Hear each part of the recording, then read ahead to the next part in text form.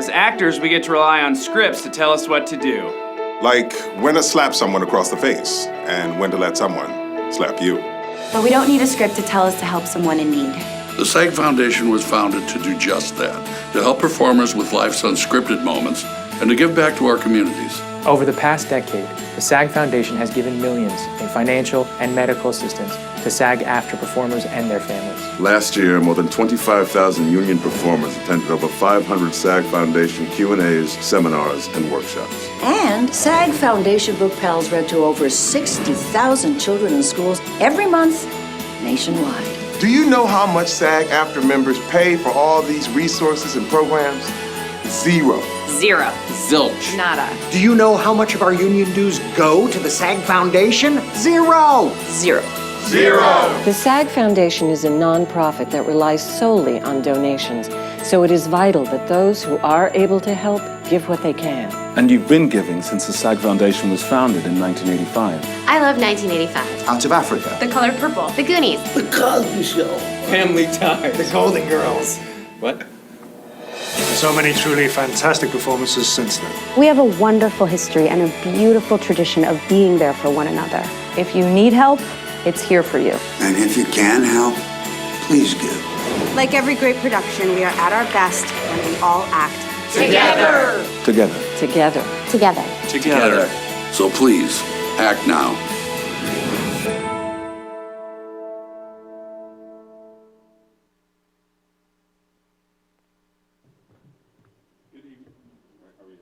On. There we go. Good evening again, once again, guys. My name is Dennis Baker. I'm the LifeRaft Program Director. Thanks for coming out. Thanks for all of you that are viewing on the live stream.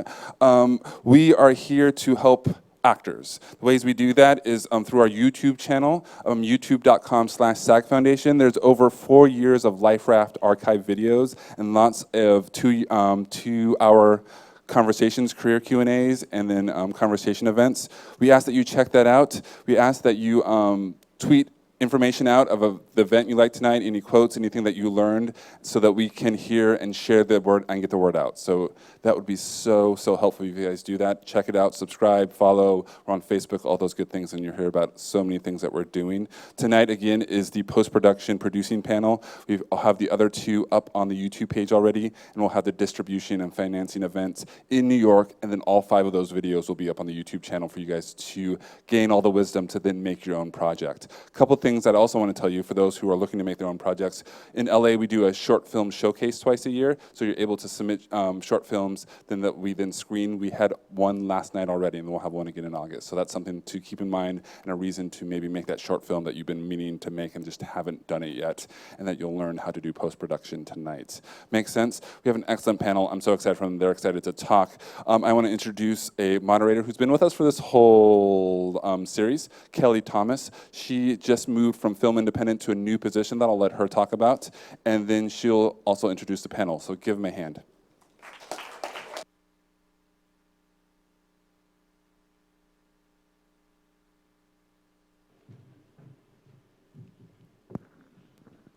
Thank you, Dennis. So nice to be back and see all of your faces again.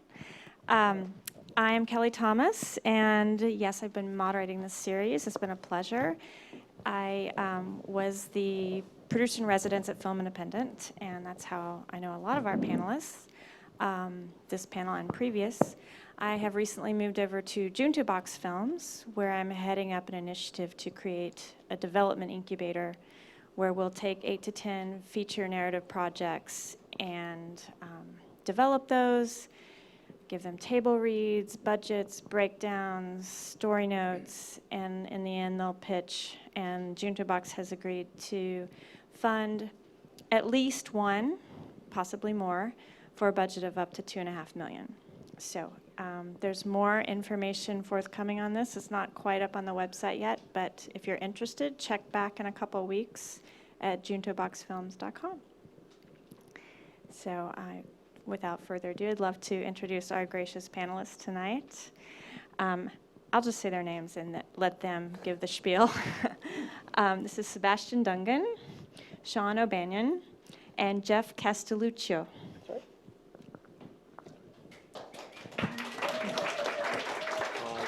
Pause for applause.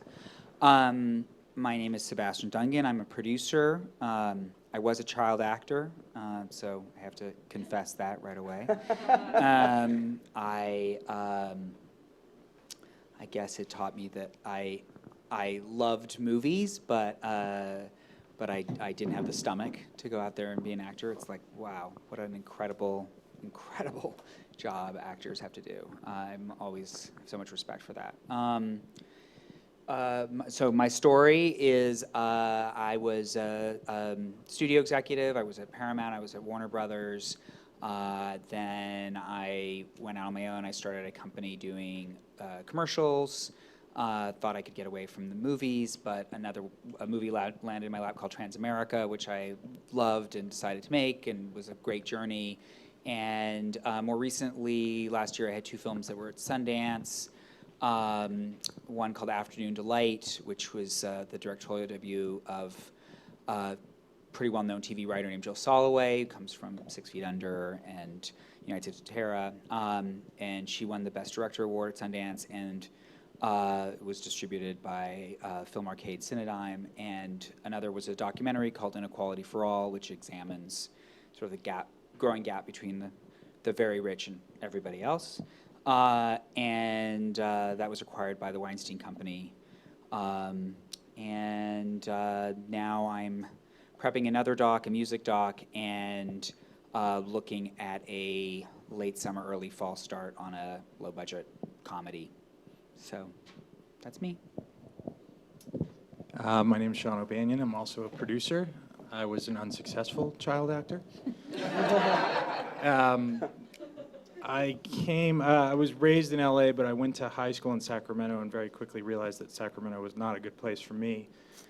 So I came back when I was 17 and snuck into Universal Studios by walking past the gates on Lankershim, and basically hung out on a soundstage for about 3 months and asked for jobs. I didn't know what jobs I could get at 17, but I figured if I hung out long enough, somebody would let me do something. And eventually, by the way, don't do this. Highly illegal, trespassing. Do not try it. It's far different in a post-9/11, post-security guard burning the lot down world. In, 2007, my friend's grandfather passed away and left him some money. And he said, I want to make a movie. And his mother and brother, who had also gotten a portion of that inheritance, said, if you want to make a movie, we'll give you our share too, and you can go make a movie. So we made our first little movie, which was called Dakota Sky. We did not get a theatrical release. We played some festivals and did okay. But after that, I figured, well, I guess I'm okay at this job. I guess I could continue producing. And then I was introduced to a director named Justin Lerner, who brought me a script about a young man with Down syndrome who romances a girl he went to school with who does not have Down syndrome. And we made that film. Jeff has cut, by the way, all 3 of the features that I've produced. And it won us a Gotham Award, and it got released by Strand Releasing. And we are now, we've just finished our 3rd feature. Same director, Justin Lerner, writer-director. And hopefully that'll come out in 2015, if we're lucky. So. Hello, everybody. I'm Jeff Castelluccio. Thanks for coming tonight. I'm from New York. I used to be a New York City iron worker, believe it or not, and I'm afraid of heights. It's a long story. Don't fall in love. That's true. It's all about a girl. Anyway, so yeah, and in college I did a couple internships. I actually had the fortune of interning at Tribeca Productions and Tribeca Films, and then I got a job as an assistant to De Niro afterwards. Did that for a year, realized I wanted to get into production, went back to ironworking for a year, saved up, moved out here. Been out here for 13 years, been an editor for 10. Cut, 5 features, about 5 docs, music videos, anything to get my hands on, and all I want to do is edit. You guys can produce. It's too much work. And he didn't know he was going to be on this panel tonight. No, that's true. Very but we're so spontaneous glad editor. to have him. So I guess the way we've broken down this series has been just to make it manageable chunks, pre-production, production, post. So now we've arrived. You've wrapped the final scene. you sleep in the next day, and what do you wake up and think? Well, I would hopefully you think, oh, goody, in a few days I'm going to see an assembly. Well, I was going to say, like, one of the things I think has really changed is that, I don't know, do you guys, have you guys worked on movies where you've really had a separate, like, production and post-production, and there's not an overlap where the editors are working simultaneously? I feel like nobody does that anymore, where you have, like, this kind of, you know, separate. Yeah, I've done both. I've been on during the shoot, and I've also been brought on after the shoot, and it's really rough to be brought in on when you're handed 40 hours of footage and everybody's breathing down your necks and going, okay, when can we see an assemble edit? And you're like, you're kidding me, right? So there are huge advantages and disadvantages to both sides of the coin. Some of the I would highly, highly recommend, if you can afford it, if you have the money, you know, to have your editor on from day one, basically. Absolutely, absolutely. I can't encourage you guys enough to bring on an editor during development or pre-production. There are a whole bunch of technical issues that need to be worked out, or things that need to be addressed. Not even just technically, but also creatively as well. And everything you do from development to pre-production has a ripple effect in post. And where you cut corners in pre-production, you're going to spend. You're basically cutting. What's the phrase? Saving nickels to spend dollars. In the end, that you don't want to do that. I usually wake up the first day after wrap and kind of go, we have so much work to do. But yeah, it is an evolving process that sort of surprises you every day, and you sort of think like, well, we have this whole ball of clay, and we're just kind of going to put it together, and inevitably, you look at your first assemble and you go, oh my God, we ruined it. We killed the movie. And then the editor goes, no, we're okay. We'll fix it. We'll fix it. So yes, someone in the front row said, oh, we'll fix it in post. I know I've heard that before. But really, you don't want to have to do that. That's the last resort. So just to go off one of Jeff's comments about bringing the editor on as early as possible in key discussions, could you give us some examples of, I know workflow is one. Sure. We'll start technically. Workflow. How what format are you shooting your film or documentary or short? What camera? How are you what's your end format? How are you going to deliver? Is it for the web? Is it for theatrical release? How are you, you got to work out all aspects, getting the film to color, the colorist. I mean, are you shooting with multiple cameras? If that's the case, are they the same cameras? Or are you shooting with... How many drives are you going to need? Yeah. How much footage are you going to shoot? Does your director do a lot of takes, or are they sort of like 3 and we're moving on? Because that's going to determine drive space. How many, and you want to have redundant drives, so you have backup drives for your main drives, and you have shuttle drives that go from A to B, and you send them separately in case the car crashes and the PA, the drive hits the dashboard and everything's fried. And these are issues both in terms of budget, right? Yeah, and absolutely. in terms of, how many drives you have to buy, and also budget in terms of personnel, right? Yeah, I mean, I've been on projects where they don't have an editor on in the beginning, but they have an assistant editor, and they were also acting as a DIT, handling all the media on set. You guys, everybody know what DIT is? It's a person on set who handles the media on set. So he could come to set as an editor if he wants to. He particularly does not like to. He doesn't want to understand how difficult it was to get this shot, or the sun was setting and everybody was in a rush. He just wants to judge by the footage, right? Correct me if I'm wrong. So we have a digital imaging technician who is basically part of the camera team, who works to take in the footage, digitize it, hand the cards back to camera so they can continue working, and then all of that footage goes to Jeff. And I have something to say about hiring your DIT. That is the most important person on your set. They're handling the negative.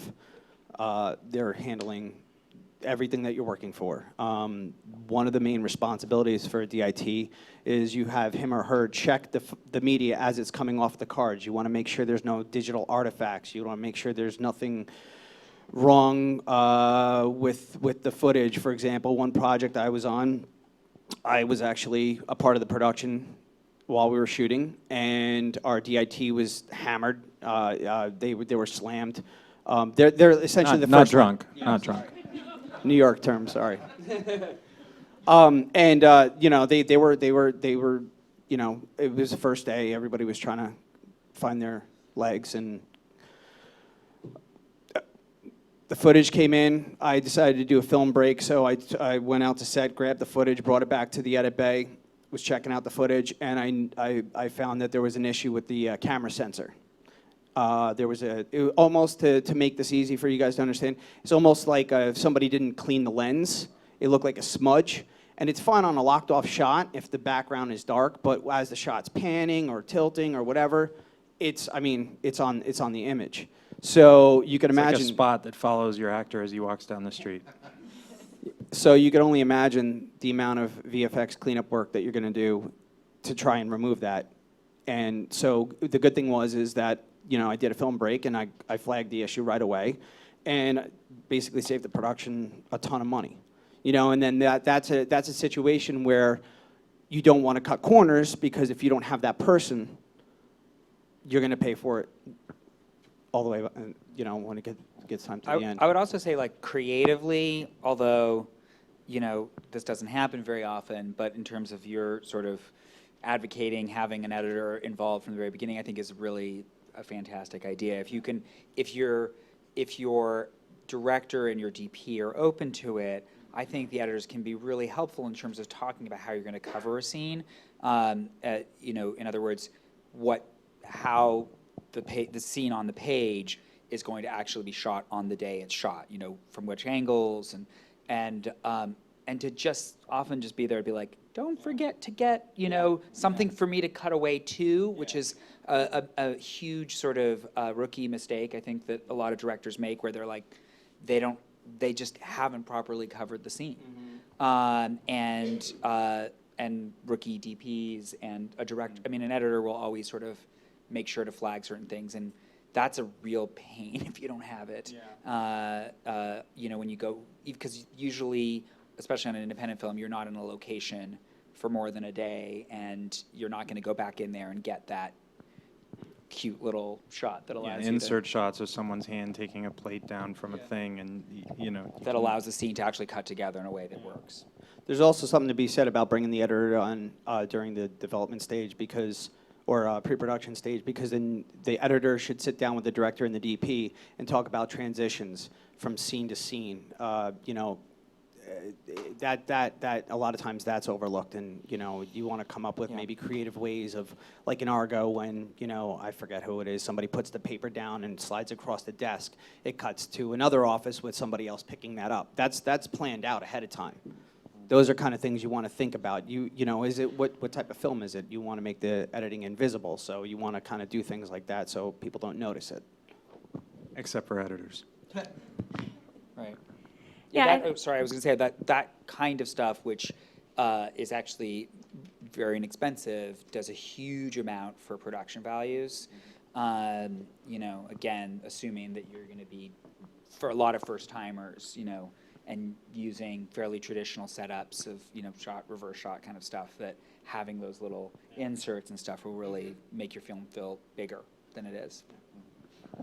Yeah, and I think it's just very helpful from the beginning to be able to put those shots on the schedule, you know, to have when you're planning out your scenes and your days and all that. If you don't have that transitional shot on there, it might fall through the cracks. Well, and I would say even to that, in terms of the production, having a great first AD is key, because that person will allow you to make time for those types of things. We're in post-production. This is the post-production. In the shooting day.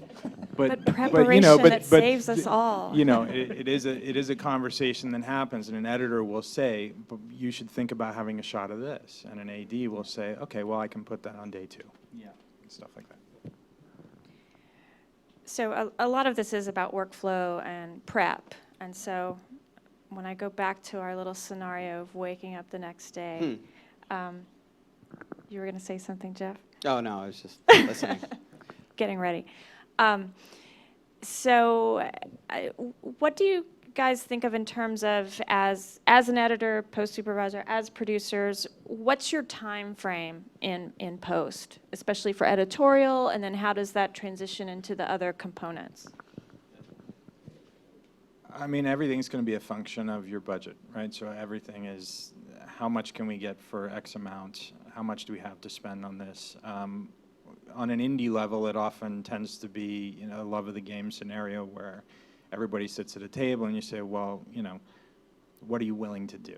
Because we don't have enough money to sustain us for 18 weeks or 20 weeks. So realistically, we're talking about 13 weeks or 14 weeks of just editorial before we move to color, before we move to sound. And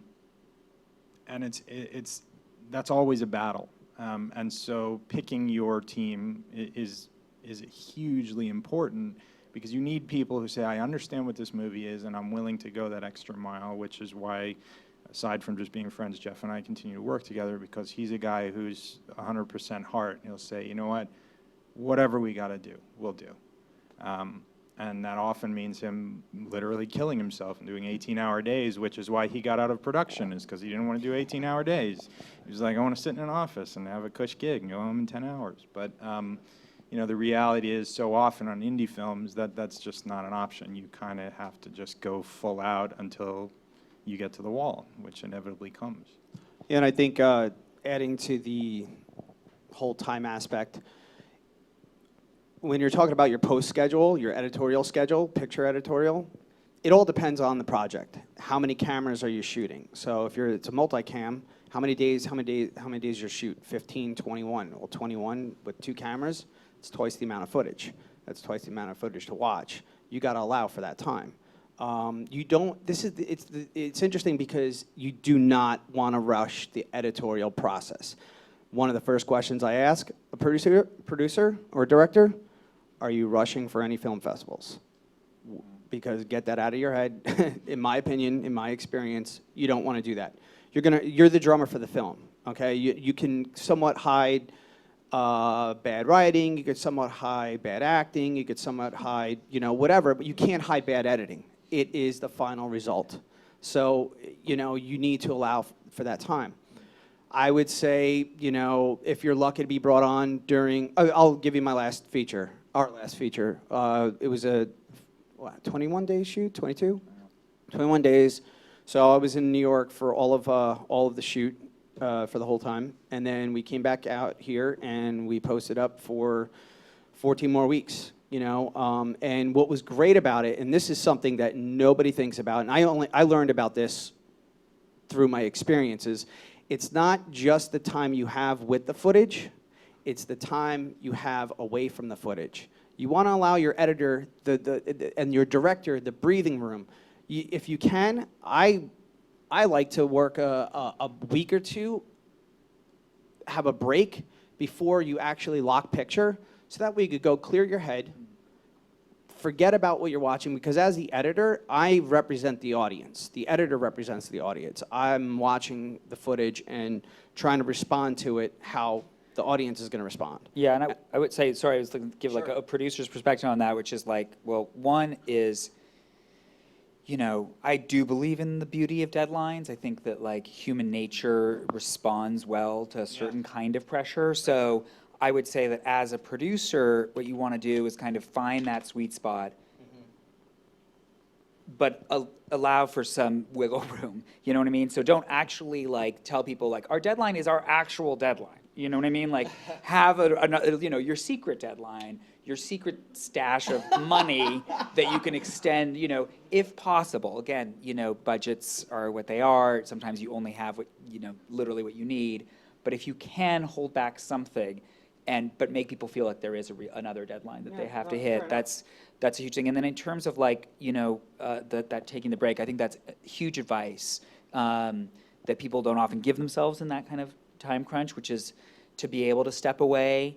You know, director's probably going to step away for a few days after production, hopefully, and like just breathe, while the assembly is happening. And I think likewise, somebody should be a kind of fresh eyes as much as possible. Hopefully, that probably is going to be the producer, so that you're not literally like watching every million cuts, like that there are select cuts that you're coming in for. So you don't get to a point where you're like, I don't know anymore because I've seen this. I mean, you're going to see it 60 times, but, if you can avoid seeing it 100, then, you might be have a better perspective. Yeah, because the director will also come in at a certain point when you're getting close to picture lock and say, I can't even see it anymore. It's like whitewash, so please just tell me what works and what doesn't work.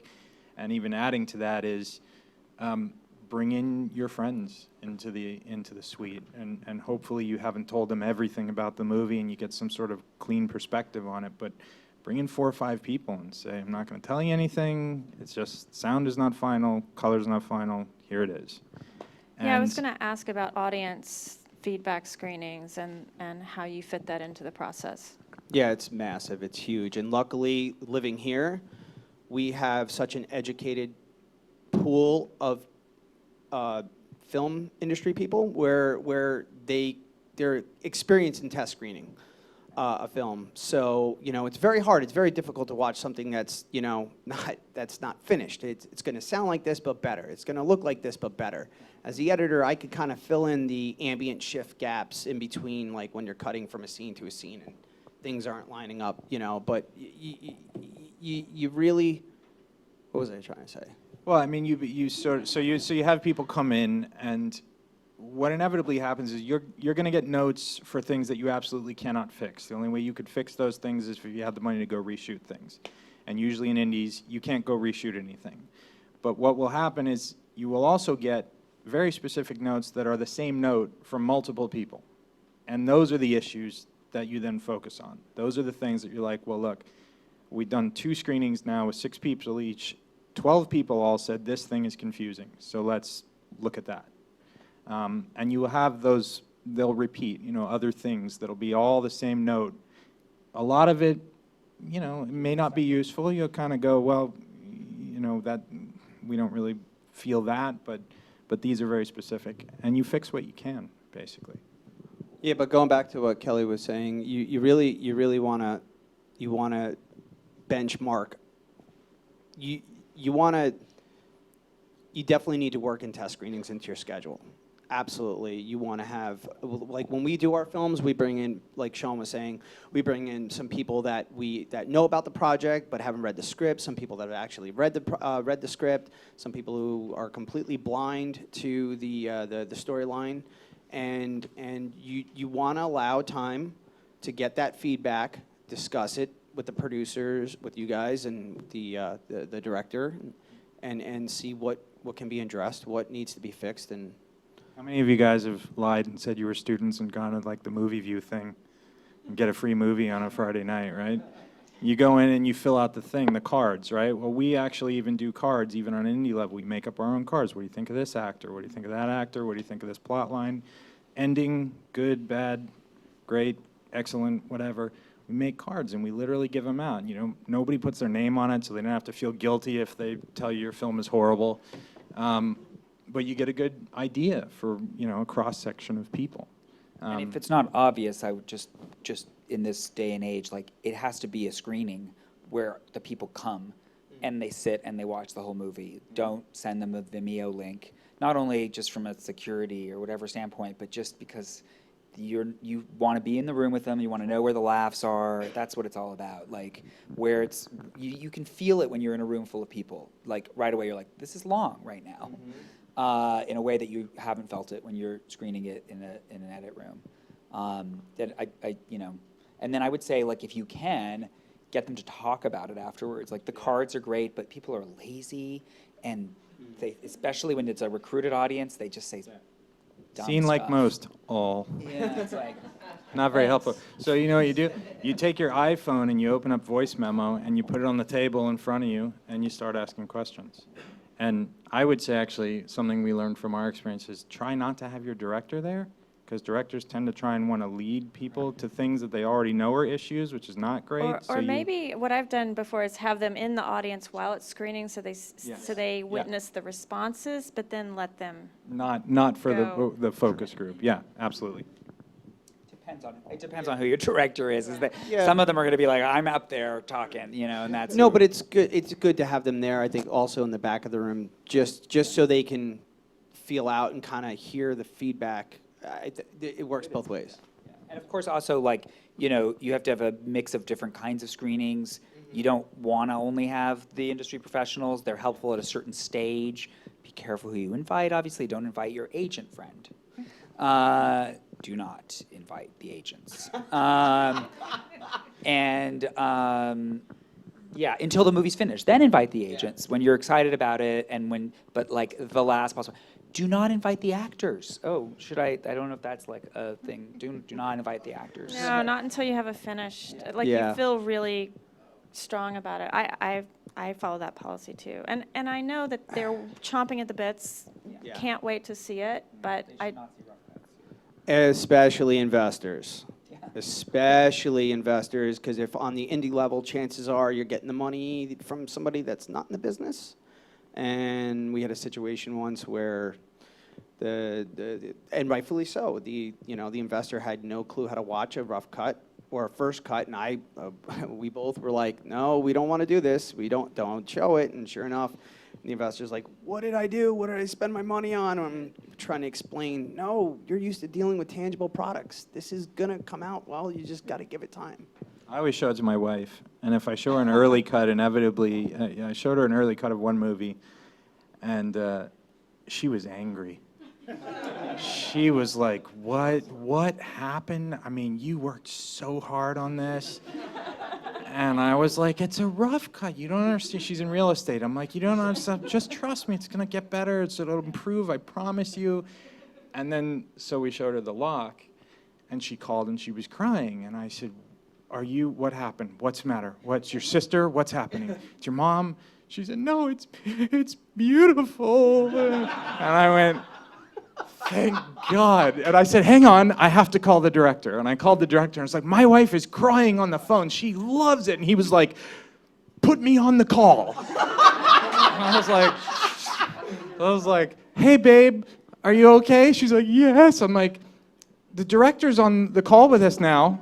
And he was like, okay, did this work? Did that work? It was amazing, but it was a good thing. I wonder if you ever get, I will speak for myself, I think that just rough cuts are just rough. They're always rough. Like, there's no way that you can adapt your brain to put in the mix and put in, the music and put it, that it's when you first see it in the color, you're just sitting there going, everyone looks horrible. And, I mean, of course, the great thing is that the technology has changed so much that you can see stuff now that almost looks like it's colored, so. Yeah, and when your editor's doing the assemble process, I mean, when you guys come in and check that out, it's the lowest you're going to feel about the film. It really is. And you really want to make sure you give your editor and your director the breathing room to just explore, try things. You think, when you're assembling, you're just putting everything on the timeline, making sure, you owe it to the script, you owe it to the writer to put everything that was written in, everything that was shot. And there, you start going, well, what if we pull this out, and what if we do this? I mean, it's as you build to your first and second cut, then you start moving things around. You realize, oh, wait a second, this is a redundant beat. We don't need this. Let's take this out. What happens? And then, sometimes scene 20 plays better where 90 was. It's just, you need to allow yourself the breathing room to try. It's really interesting, too, when you think about it, because everybody signed off on the script, and everybody stood there on the day, and you shot all this stuff, and it made sense. But then you get in this room at the end, and they do the assemble, which is the first, string out of the movie end to end, and suddenly you're like, wow, that does not work at all. And it's just really this fascinating process as you see how things are going to continually evolve. Literally, until the last minute. And when we were still screening movies in 35, they'd say, we're going to the theater wet. We're literally going to take the film out of the bath, shake it off, and put it on projector for audiences. And now, because of digital, we can literally tweak up to the last minute. We can be fixing and fixing. What can I say now? But it is sort of this extraordinary thing where you watch an assemble and you just go, oh God, it's just, how did that happen? It just doesn't work, and you start to refine, like he said, and you realize these things like 2 frames on something or 4 frames on the end of something taken out make an entirely new scene. Some directors won't let you see the assembly, though. Again, it really depends on who that director is and how much you trust them and how much they know what they're doing. Sometimes there have been, I've worked on movies where it's like, gee, I always wanted to see what that scene actually looked like. Can I see the, you're begging to see the assembled scene that you've never been allowed to see because it got cut before you were allowed to see the first cut. So, a DGA director has the right to not show you the assembly. So. Yeah, that's one thing I wanted to bring up about any kind of guild requirements during post, is if you're working with a DGA director. I wouldn't work with a DGA director on your first film, but... You can't afford to work with a DGA director on your first film.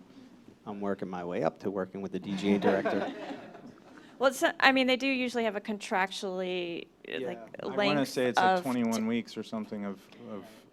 Or maybe even on the lower budget when it's DGA, I think it can be as little as 10 weeks of their director's cut after the assembly. But again, those are, if you are signatory, those are things you just have to keep in. And I think in television too, I think the producers are kind of kept from the edit bay for, I guess, I don't know, till the editor gets an editor's cut. I think. Because in TV, the producers are all the writers, and it's kind of run by the writers, so. Yeah, I think it works both ways like that. Yeah, you're right. Yeah, just things to be, the other big thing to think of is if you're working with SAG actors, of course, when you come in to do looping, that, you have to make sure you do all that by the books. So. How are you not working with SAG actors? How do you get around that? I don't know how you're not anymore, ever. But it's much more common to do that than to work with a DGA director on a lower budget. Something on that note too is what Sebastian said about not letting the actors come in and see rough cuts and things. What the actors are actually going to see is the snippets that you need them to re-record. And often in that moment, they'll be begging you to see more of the movie, and you just have to say, well, it'll be done soon, and we're going to get it to you, and you'll be able to watch it, but not yet. Right. Yeah, and again, the professionals are going to get that completely. They have to wait. Although I think Jack Nicholson, it's in his contract, he gets to sit in and do his cut. What was I heard a horrible story about that, with. Oh yeah, no, it was Paul Bettany and Jennifer Connelly. She got cut out of a movie, and the director cut out of the movie, I think, entirely. And the director invited them to the screening and didn't even bother to tell her. And I think Paul Bettany punched the guy. Yeah, that's not cool. Allegedly. Allegedly. Oh yeah, one topic we brought up earlier was managing relationships. So Great I'll let segue, you go Kelly. back to that. On our first movie that Jeff and I did together, like I said, we were working with a friend. Jeff actually hadn't known him prior to working with him, but they had a similar. I literally sat them at a Starbucks and said, "Hey, you guys just got broken up with by girls. Talk," and that was their intro. But the second movie that we did together was a director who is a very talented guy and knew exactly what he wanted.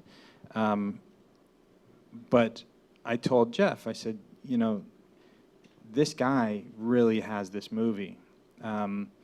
And there are going to be battles because inevitably, like in any one of these processes, you're going to find things that you think maybe it should go this way, and he's going to really hold tightly to what he wrote. And this happens maybe more with writer-directors than just directors who sort of take on a project, though they, obviously still invest in that. But I said, just be prepared. This isn't going to be like our last one. This movie, you're going to be a father and a therapist and, a priest and whatever, a sister, whatever you can come up with, you're going to have to be that in the room with this person. And it really becomes like that. There are In all cases, it's always like that, yeah. There are going to be fights, and there'll be really passionate fights on both sides.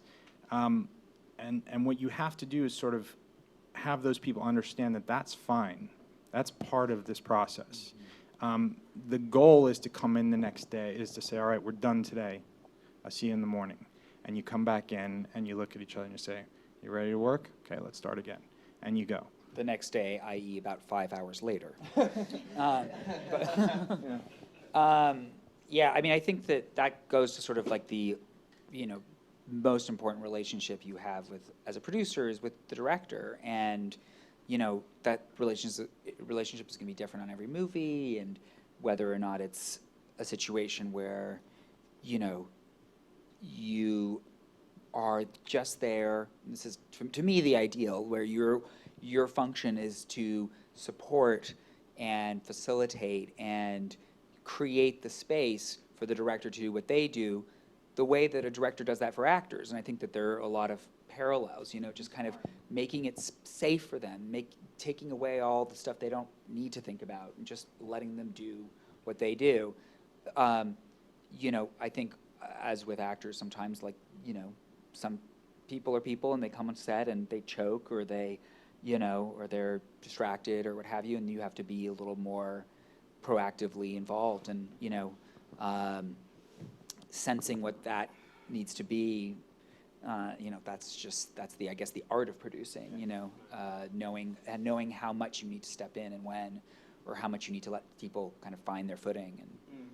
And so, I mean, I think going to what you said was just so wise about sort of setting the tone early on and saying, we're not always going to agree. Sometimes we're going to be screaming and yelling at each other, but that's okay. We can continue to work together. That's not, sort of like in a relationship when you have your first fight and you're like, wow, we still want to be together, I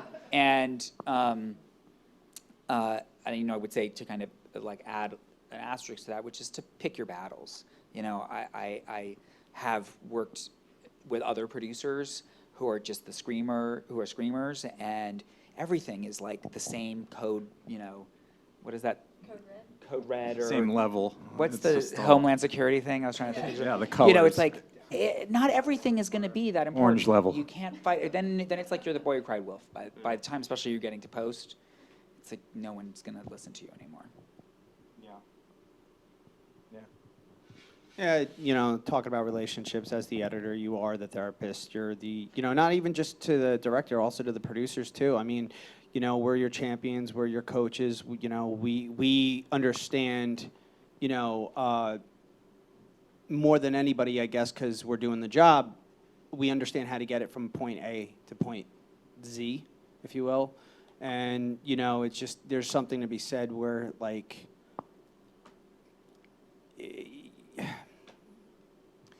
Jeff said something interesting on the movie that we're just finishing now, which was that when, as a producer, you're sort of flagging on the day on set, and things are not really going well, or when you're the director and you feel like you're just not getting the scene.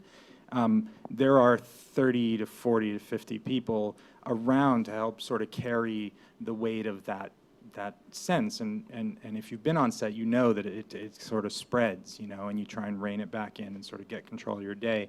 But when you're in editorial, for most of the time, it is just the editor and the director. It's literally only those two people in there who know that they have this weight on them, and there's no one to share that burden until a producer or a post-supervisor comes in and says, what can I do for you guys? What's not working? How can I help that? And so it's really interesting to sort of... Time and money. Yeah, time and money. But to see sort of how the editor inevitably also becomes the person who, if the director feels like it's just not happening, he can be that person to sort of add a little support and say, okay, let me show you something, let's try this. And in a sense, if you've ever written anything with a partner, when you inevitably dip and you're out of ideas and your writing partner can say, what about this? He goes here.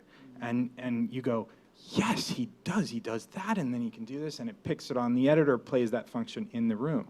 Because the director will have sort of their beats that they know they want to accomplish, but when you get to that point and maybe it didn't work the way he or she thought, the editor comes in and goes, let me try this, and away they go. Yeah, I mean, there's something to be said about, you want to give your editor space and time to kind of give him or her the chance to do an editor's cut, because what I do, or what any editor does, is we take the writer's vision and the director's vision and we meld it together. We give them what we think they want, but also we give the director options. Different. Maybe I read a scene a different way than it was shot, and it may have been intended the way it was shot, but might play better that way, or actually, maybe it's wrong. Maybe I'm off. I mean, I'm very open about if I'm not understanding a scene, I'll tell the director, I'm not getting it. What do you want to achieve by this? What are you looking to do? What's the tone? What's the, where's this character supposed to be emotionally? Because I'm not getting it. And then another thing too is in the edit bay, you want to preserve it almost like, I guess like a therapy session where you're safe to throw out any idea, because there's no such thing as a wrong idea, because I can't tell you how many times you throw out a crazy idea, but that idea may be quote unquote wrong, but it triggered off an idea for the director, and the director bounced off of that, and then you bounced off the director and the producer, and it led you to the final result. And what my mantra is, every challenge. There's no crying in baseball? Threw him off. Haven't slept. Yeah, no. Yeah, you did. Sorry. I ruined it. I've been awake since yesterday morning, so. I was going to say that one good, nice thing just to think of Post as is that it's, for me, it's a lot more creatively satisfying as a producer than production in a lot of ways. Although production is so fun, and it's like that's the drug that keeps everyone coming back. As a producer, often, you're probably, if you're lucky, you get to be actually like sitting next to the camera watching, every take. It depends. Maybe 40% of the time. Most of the time you're like running around dealing with like 8 million little fires, or planning the next day, or what have you, or chilling by the crafty. But you're not necessarily like, sometimes it's new for you, you're like, oh, that's what that looks like. Oh, that's so cool. And as a result, you have a certain kind of perspective. You don't married to like you're ready to kill the babies, which is important and fun if you're kind of have that sort of attitude.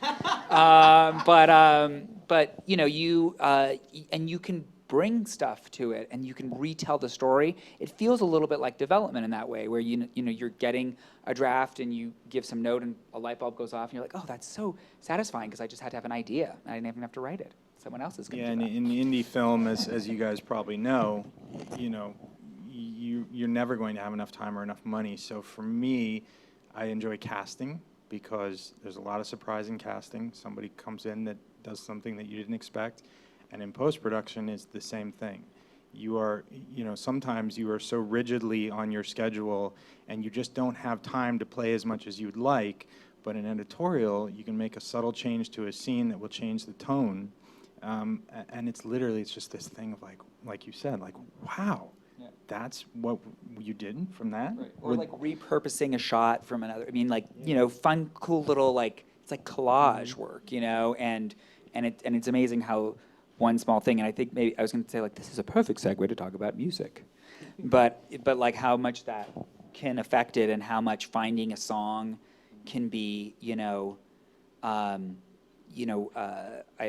makes me think of in Transamerica, we made the movie for no money, then it got all this attention, and Harvey Weinstein bought it, And suddenly we could like talk about the movie in a bigger way. And we were like, who could we get like an amazing person to end the movie? And I was like, and I was like, what about Dolly Parton? Ha, ha, ha. She'll never do it. Well, let's try. And she did it, and she got nominated for an Oscar for the song, and it was such a fun ride to do that with her, and that's like, probably never going to happen again in my life. Although she did give us 9 to 5 on my doc, which was an amazing like relationship to kind of be able to kind of go back and say, will you please do this? An appropriate song, working 9 to 5. Exactly. But that's where you can have like a moment of, creative inspiration. Same thing in sort of the title sequence on Transamerica and on the doc were just like dumb ideas that I like threw out like while I was texting, what about if we did this? And I was like, oh, that might actually work, Now go solve that problem that you just brought up. So it's like a great place where you can just be creative and throw out ideas, and sometimes they'll stick. We had on our second film, Girlfriend, we had, this is my wife again proving brilliant, we had a scene where the lead character is in another location, and he shows up at this other location, but we never saw him going there, and we never shot anything of him going there. And Jeff said, but we do have a shot that's not actually in the movie yet of him walking to this other place, and geographically the way we set it up, if I just flop that shot in Final Cut, he's now walking right to left. And we have him going home, which is where we need him to get. And so my wife would watch the movie and said, how does he get there so fast? What is that? He just morphs there. And Jeff put this thing in and showed it to her later, and she went, wow, how did you do that? And I was like, Jeff flopped the shot. Yeah, flopping the shot is like an amazing, like, that's like, you could just and when you don't know anything, you can always just throw, what if you flop the shot? And then you'll sound like you know something. But it's amazing how often that can solve like these problems that you're like, or feel intractable. Wardrobe don't have anything that has writing on it. Continuity. Right. Yeah, we've talked so much about the creative process of editing and how important that is. And I do think that's because you don't have a movie until it makes sense as a story, as a whole, as a thing that you can say, let's lock this. This is what we want it to be before you go on to the other elements, which I just want to touch on briefly just so we kind of have the laundry list out there. Sebastian brought up music, but there's music, there's the sound mix and editorial, there's color timing, there's deliverables. Go for that? Yeah, so basically once you lock your picture, then you go to sound, obviously. You deliver it to your sound designer. Hopefully, once again, if you can, find out who your sound designer is going to be while you're shooting, because they give great creative suggestions about getting maybe unique sound effects from unique props, or make sure you get room tone for certain scenes, or wild lines, or whatever. Voila. You guys should do that anyway. When you're shooting, whatever you're shooting, when you finish a scene, do room tone, which is your sound recordist on the set records 30 seconds. Everybody just be quiet, and we get the wind or we get traffic going, because not only will the sound designer use it, but even in a rough cut form, Jeff will use that to smooth edits.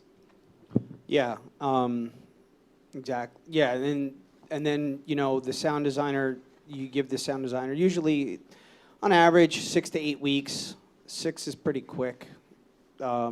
8 weeks is a decent schedule, depending on the sound designer's comfort level. Maybe they want to spend more time with the film. Again, budget, money determines that. And then while that's going, you are color timing your film. And the best part for me as an editor is when, and I think the director and producers, you guys might feel the same way, is after you've seen it so many times untreated, when you get it back from sound and color and it's all married together, it's like you're watching the film for the very first time. And I think that's so rewarding, especially when you've seen it over and over and over and over. I would say something too. You're noticing that we keep talking about a lot of different people doing a lot of different functions, and there is a reason to do that. There's a phrase somebody said once about you can be a master of nothing and a jack of all trades, or you can be a master at one thing. So whatever your position is going to be on your project, try to fulfill that function and find the appropriate people to do the other things that need to be done. Because while you can teach yourself, and Jeff is a self-taught editor, no, he never went to courses, he learned to do this all by himself. You can do that, but it will take you a long time to get to where you are really good at it. So always, try and find the right collaborators.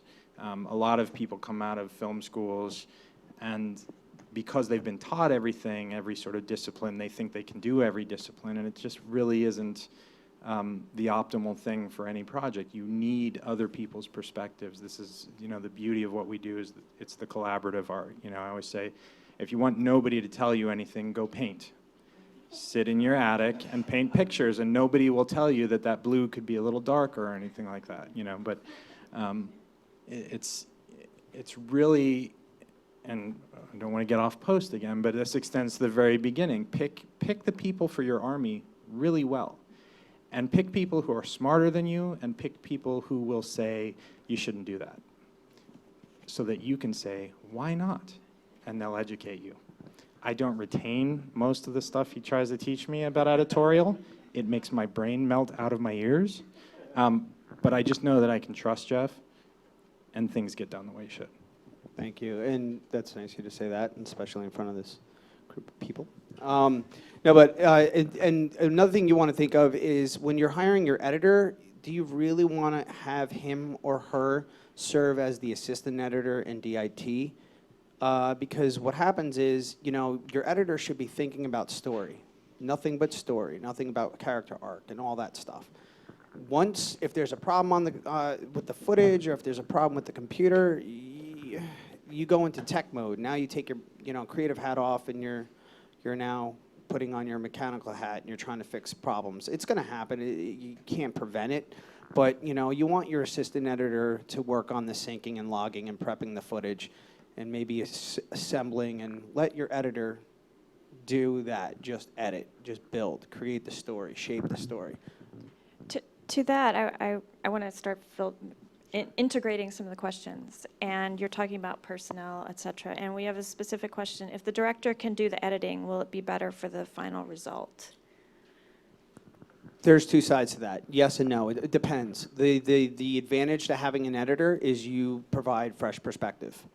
But you also want to hire, I can't even tell you how many hundreds of actor reels, and a lot of times an actor will come to me and say, oh, my friend did this. Well, no, you should go to somebody who just edits.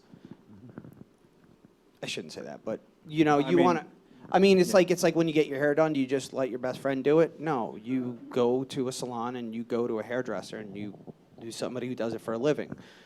There are.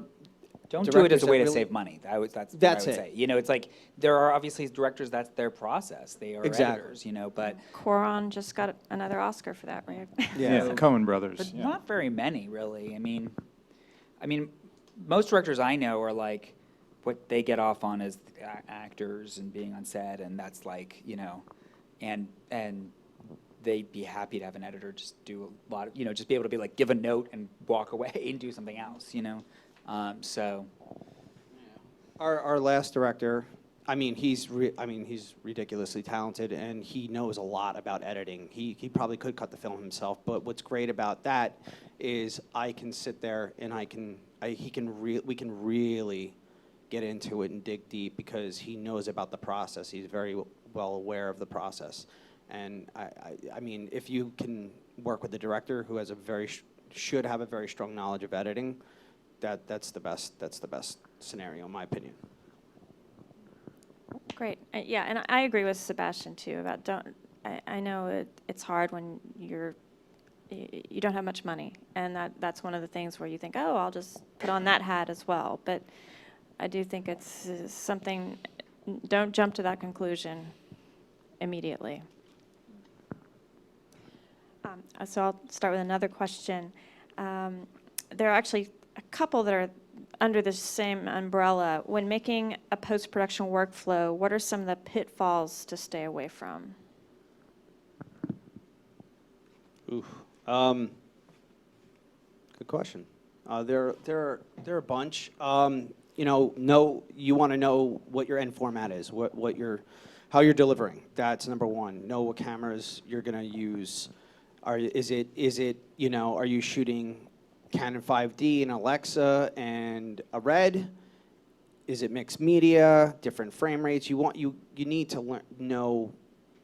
Documentaries kind of lend themselves obviously to different looks and different cameras and.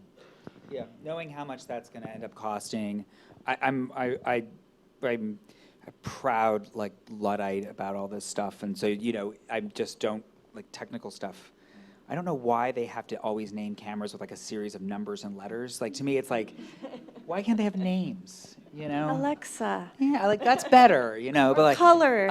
So I don't pretend to be an expert in any way on that, but get somebody who really does know, because you don't want to be oh, but isn't it fine that we shot this camera and that camera? Right. It's Yeah. You mean the GoPro and the Alexa don't just match up? I thought they were 1080p. I mean. Yeah, we have several questions that are very specifically asking what's the best editing system, what's the best camera, how should I deliver? You're So all this speaks to the different needs of the different projects. Yeah, it depends on your where movie. should people research this? How should they figure that out?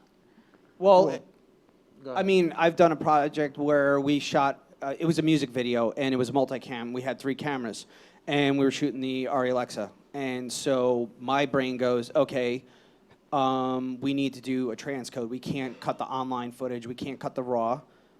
So we have to create an offline. So are you guys familiar with that process, or do you guys know about that? Basically, that's taking the same footage that you have and making a low-res proxy.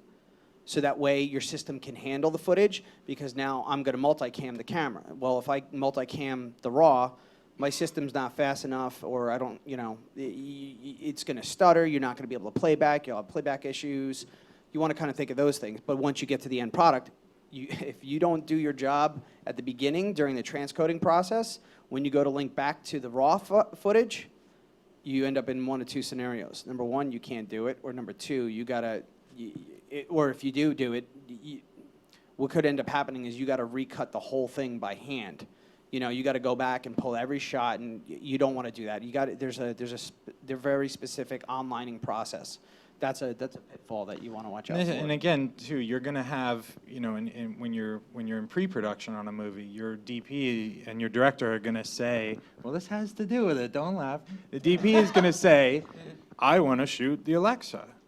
Because it's really cool. What is great about having your editor involved in that conversation, the editor can say, I love the Alexa, it's going to be very easy for me to pull things down and do this, or, but everything is in service of the movie. Now, an editor can be preferential on what they cut on. They can say, I cut on the Avid, I can cut on Final Cut Pro, or whatever their particular, what they've educated themselves in. But in terms of what camera to use, your director and your DP are going to have conversations, and maybe you can get your hands on one of each and sort of test and see what looks better and what fits the sort of look of your story, the palette of your story. Some cameras handle dark better than others, et cetera, et cetera. So and daylight and exteriors. So your camera is sort of an aesthetic decision.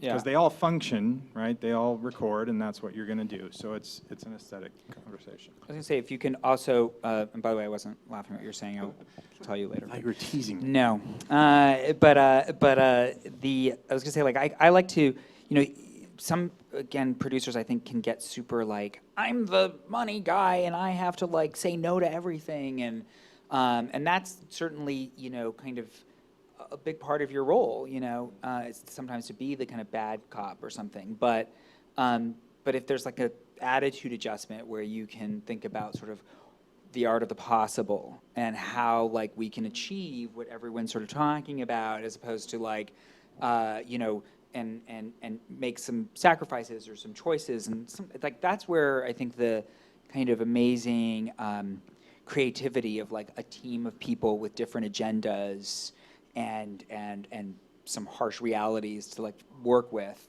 can create magic where it's like, oh my God, how about this solution? That sometimes, I don't know, I think it's just an attitude of like, not coming at it with like, what's the cheapest alternative? Yeah, Sidney Lumet famously said, they shouldn't call me a director, they should call me a selector, because people place colors in front of me and I go, that one. And I feel like as a producer, part of our job is not to say no. No director wants to hear no. So we just, if we know that we can't deliver A, we show up with B, C, and D. And we go, hey, how would you feel about these three? These are kind of cool. And hopefully the director, you know, incorporates it as their own idea, and they go, yeah, I was going to do that anyway. I like C.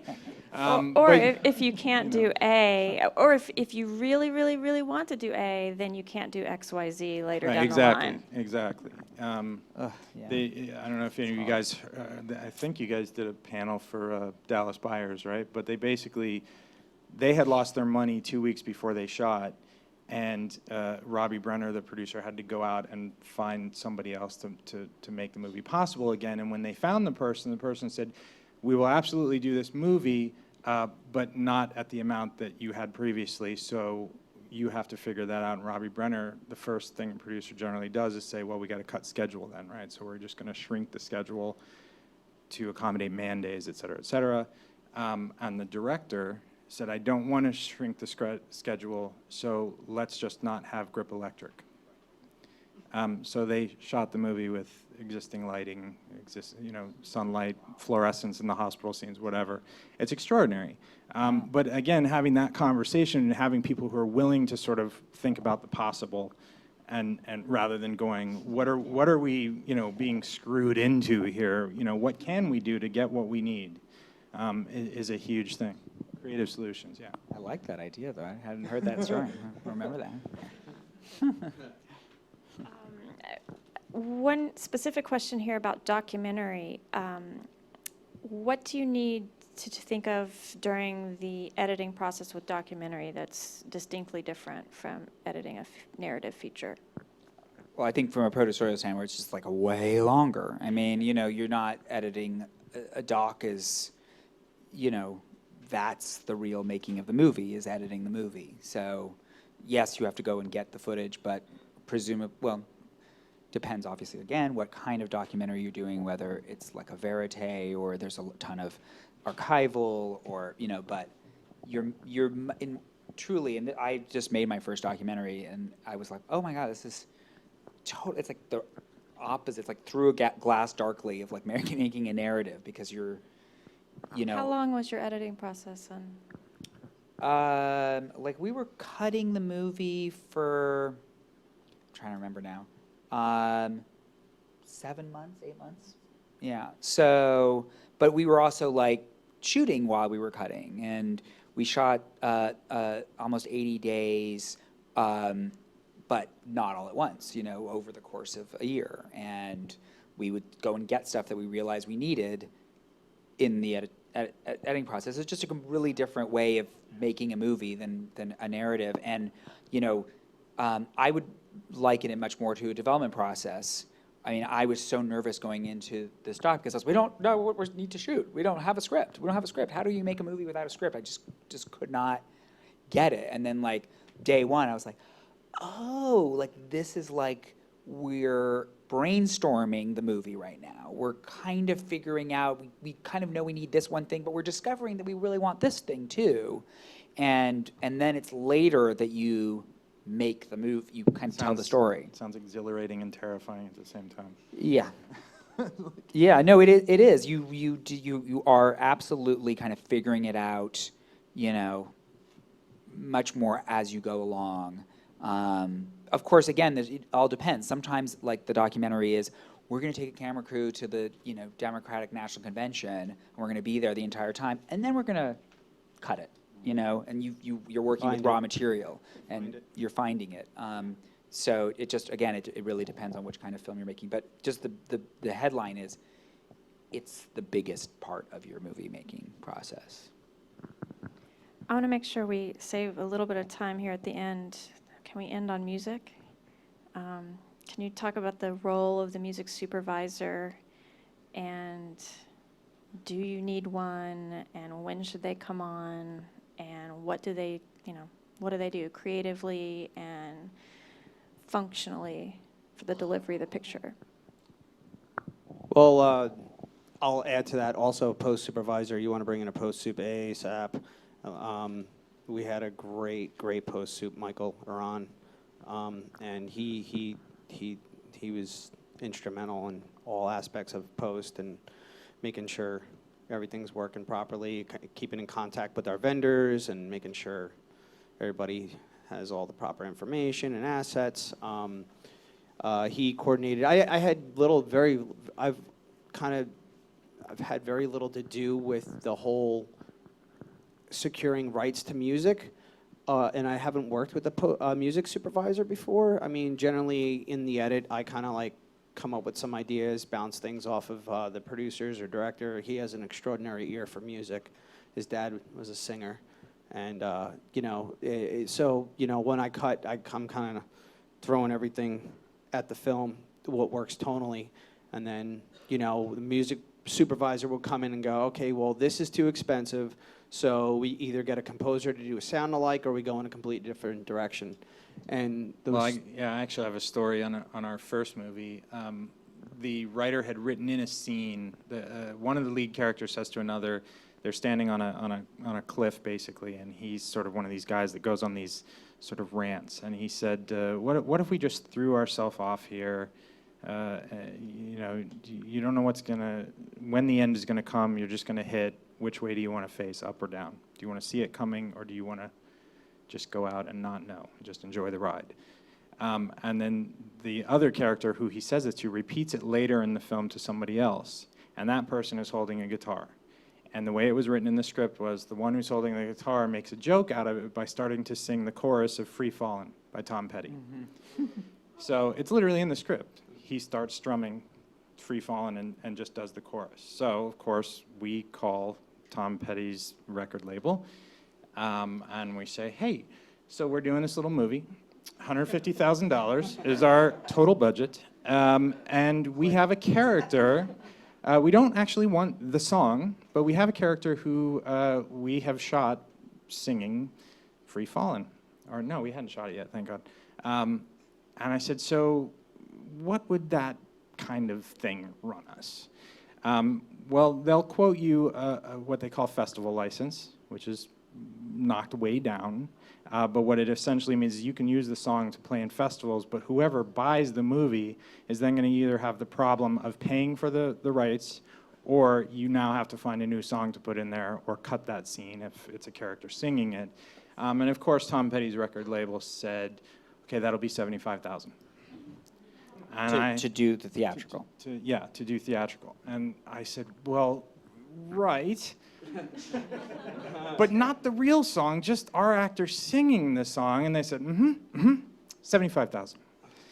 And so consequently, he no longer sings that song in the movie.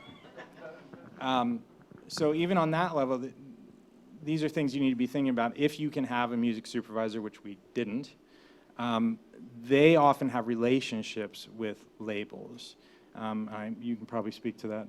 Yeah, no, I mean, again, it's always the art of the possible. If you can afford a music supervisor, or if you can get a favor from a music supervisor, it's just an amazing thing when you have somebody who has that kind of depth of knowledge about, like, what is going to work, which is something, again, that I, like, I'm always throwing out ideas, and everyone's like, yeah, okay, right, that was not cool.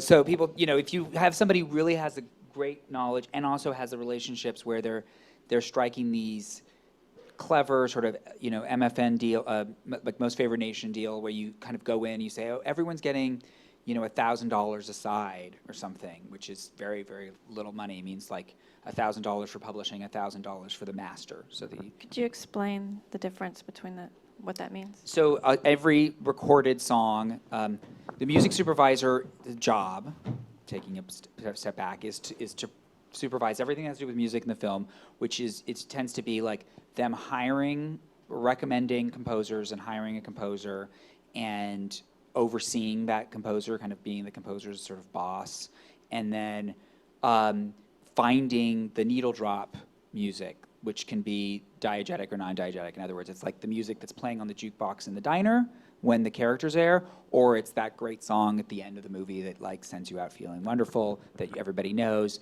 And they just just have a depth of knowledge of like the American songbook or what have you, and they just have great ideas.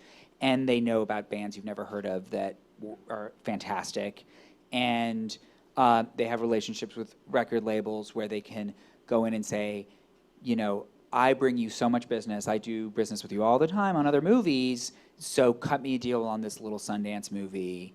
They can vouch for the film in ways that, and they're actually, pretty cheap, frankly, music supervisors. I mean, Randall Poster's not cheap, but, a lot of them are not that expensive because they make their money doing TV, they make Ads. their ads, other things. So if you find the right person, they're like, oh, I really would love to do a feature, because then it's much more creative for them. And I think they're just they're cool, like if you ever like being the person who's friends with the guy who knows good music, like they always know so much, and it's fun to be with them. So on Afternoon Delight, on this feature I did last year, the music supervisor also happened to be the director's husband, so he was really cheap.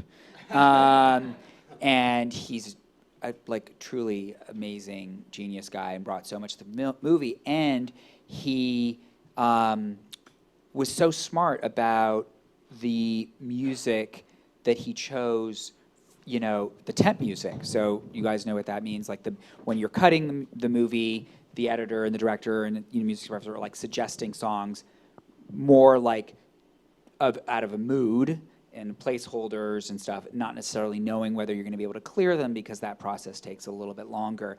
And he was just really good about like not creating temp love for things that were unattainable, and where and that's like a really painful thing. I feel like that temp love thing where you're like, we'll never be able to find something that matches that David Bowie song, Free falling. Free falling. That's like temp love at the development stage. Yeah, I mean, and by the way, composers generally hate temp music. You put it in because, like when we were talking about the screening phase, you kind of want to have something in to help some of these scenes. And so you reach for Thomas Newman, you put a little Shawshank Redemption under there. And inevitably the director goes, I really like that Thomas Newman piece. And they say to the composer, just make that. Just make that. And the composer goes, God, you guys, thanks a lot. And I get the phone call. Why did you do that? Why did you put that in? I was gonna say, I was thinking of pet peeve, that thing to me is like a pet peeve of mine, where you kind of the director inevitably will just say to the composer, can you just do your version of this cue that we got from Chariots of Fire or whatever? And it's like, no, that's really insulting to me. I'm an artist, and you're asking me to just basically copy somebody else. But I guess composers are used to it. And it reminds me of this editor that I worked with who was like, just don't snap, which is a thing that people do when you, I don't know, everyone does it, where people are like, and it's just like, as long as, when we're screening, just don't do that snapping, cut sound, because it drives me crazy. Did you guys all see Captain Phillips? So in the climactic scene of Captain Phillips, right, where the snipers are on the boat and all this, the composer of Captain Phillips is a guy named Henry Jackman, who is getting a lot of heat off Captain America now. But in that climactic scene, the whole rest of the movie, Henry Jackman. Climactic scene, John Powell, music lifted from United 93, which is another movie by Paul Greengrass. For whatever reason, you got to imagine that the composer was trying to accomplish that thing that John Powell did on his last movie, and ultimately Greengrass was like, I'm just going to use Powell. We'll just license the Powell music from Universal. So you have these sort of moments where you're looking at the composer and you're like, sorry, But yeah, so music supervisor, if you can have them, is key. Yeah, I have and not if you had can't, one. I mean, if you can, it ends up being basically a role, one more hat the producer wears. Well, and I don't know if I missed if you talked about getting Dolly for Transamerica while I was stepped out. No. But a lot of times what Sebastian said about the art of the possible, right, is if you end up filling that role, it's kind of just calling people, whether it was me calling the Tom Petty people, and you give it a shot. I mean, the worst they can tell you is $75,000 or $100,000. And occasionally, you can say, if your film is far enough along, you can say, will you just, if I send you the movie, will you just take a look at it? Right. And maybe there's something in that movie that will connect with that person. And they'll say, all right, look, I can't promise you anything, but I'm going to talk to the artist, and we'll see what they say. Yeah, I think actually that's the Dolly story is perfect for that, because we'd made this little movie, no one had heard of it, like no actors anyone had heard of, and we were like, what about Dolly? She'll write a song for it's it's like it was in a way it was like that wonderful naivete or something, but it was the director had just gotten signed by William Morris, still William Morris, and I was like, you got 6 weeks where they're actually going to do things for you, so let's use them. And I was like, let's get them. Dolly is rep by them, and they connected us, and they were like, you're going to show a movie about a transsexual to Dolly Parton, and she loved it. I mean, she's like all about the little guy and outsiders, and she really, really connected to it, and she. I want to say that she did it for like, she recorded the song for nothing. She wrote and recorded the song for no money. And she ended up paying, because we were non-union, but she has union musicians, she ended up paying basically the musicians' rates herself. So she went out of pocket on the song. And then there was, we had already closed, the movie was all mixed and done, and we added it at the last second, and Harvey was like, I'm not going to pay for that. I'm like, okay, so you're just going to call Dolly and tell her that after she recorded the song for free and paid the musicians that we're just not going to use her song. It's Dolly Parton, but you could call her. I'm not going to call her. Good for you. Nice. Good for you. Nice. We, on the first movie, there's an artist named Joshua Radin, who at the time, this is now 5-6 years ago, he was just starting to break in the indie scene. He's a singer, songwriter, and he's a guitar player. And I fell in love with a song, and I sort of pitched it to the director as the song that would play over sort of the climactic beat of the movie, and it would just carry under.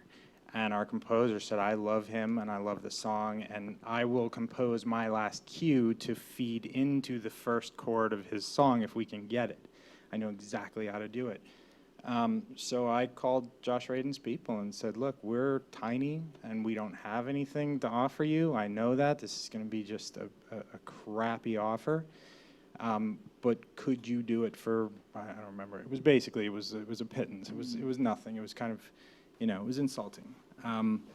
And to their credit, they said, well, what's the movie? And I said, it's about this girl and blah, blah, blah. And at the end, they said, okay, let us call you back. And I think we waited a weekend, and we were all sort of like, is this going to happen? Is this going to happen? And they called us Monday morning. They said, yeah, Josh will do it. You can use the song. So we basically, and it's beautiful. It's like my favorite thing in the movie is the way that the composer fed it in, and it just plays. It's just perfect. And it actually, I think in the end, like I said, we never got a theatrical release for that film, but we are Twitter stars. Our movie is quoted by teen girls on Twitter and Tumblr and all these things. And a lot of people found out about Joshua Radin because of our little tiny movie. So it was even helpful to the artist. Yeah, I remember when we were cutting that, I had never even edited a scene before in my entire life. I got handed 30 hours of footage, and they were like, here you go. And I'm going, how do I do this? But it was, yeah, that was great. That was great. Music rights? For music rights? Well, go real low. There's yeah. no Like bottom. $250. I've Yeah. done that before. Yeah. Yeah. I Because mean, you have to it's- pay, as Sebastian was explaining, you have to pay for the composition and for the performance rights. So A lot of times it's like if it's they walk into a convenience store and some, Mexican music is playing in the background or something like that. It's like, that stuff is so cheap, It's like, and you don't, it's like, and there's great stuff, and those bands are like, sure, we'd love to do this. And that's where, again, like the coming at it from this like MFN perspective is really helpful, where you like carve out one exception or something like that, but you say to everybody like, well, hey, this band's taking it and this band's taking it.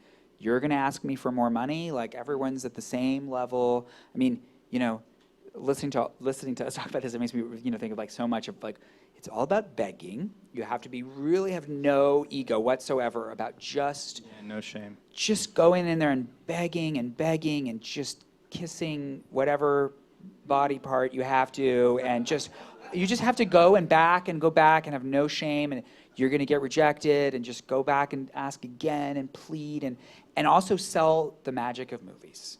Always upsell. It's a movie, ooh. Like all that stuff, people are like still really into that, and you just have to, it's fun for them. Like, I mean, to be part of something like that, and so. A good friend of mine said, and he's not in film, but he said, listen to me and hear this and use this. He said, no is the beginning of a negotiation. Don't take the first no and hang up the phone. And, and then you go see Wolf of Wall Street, and he's like, you stay on the phone with those people until they give you what you want or they die. And you're like, as a producer, when you're trying to get these things, like, Josh Radin he's not the Rolling Stones, but he's a known artist. He doesn't need us. We need him. So the onus is on me to convince him or his people that they want to be a part of this. This is going to be even if it's not a blockbuster, it's going to be a really good film. We did, on that first movie too, the end of 6 Feet Under had just aired, the season finale where Claire drives off in her Prius, and Priuses were new. And I remember calling and saying, I want our kid in the movie, at the end of the movie, to have a Prius. I want her to be like a forward-thinking, like, earthy person, green, and so I want that. And we called up Toyota, and Toyota at first was like, who are you? And I was like, well, we're tiny. But teen girls are going to watch this movie, and they're going to see this teen girl get into a Toyota Prius at the end. And a couple of them might want one for their first car. And they were like, okay, you can have the car. So now she drives a Prius in the movie. But it's like things like that. It's just expand your vision to nothing is impossible. It's just worth the ask. And you'll get turned down, and then ask them again and keep pushing. You'll know when you've reached the limit of their patience. I usually go one beyond that. But you can get extraordinary things, not even on the front end, whether it's, going out to an actor. I mean, you're not going to get Bruce Willis or Julia Roberts, but, always sort of aim high. Have the top of your list and go, we could get that music supervisor. She's done every movie for Paramount or every movie for Fox, but if we talk to her about what we want to do, she might go, all right, it's cool, I'll do it. I can't be there every day, I can't be with you through the whole thing, but I will advise you and I'll, come in. So just ask. Don't give up. Moral of the story. And I think those are good ending words for the evening and the series here in LA. Thank you guys so much. Thank you. Thank you.